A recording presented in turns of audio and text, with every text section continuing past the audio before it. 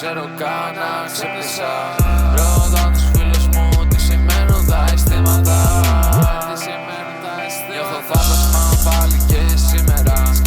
Εξαφανίστηκα, ρωτάνε για μένα. Αν δεν γυρίσω τότε τα έχω χαμένα.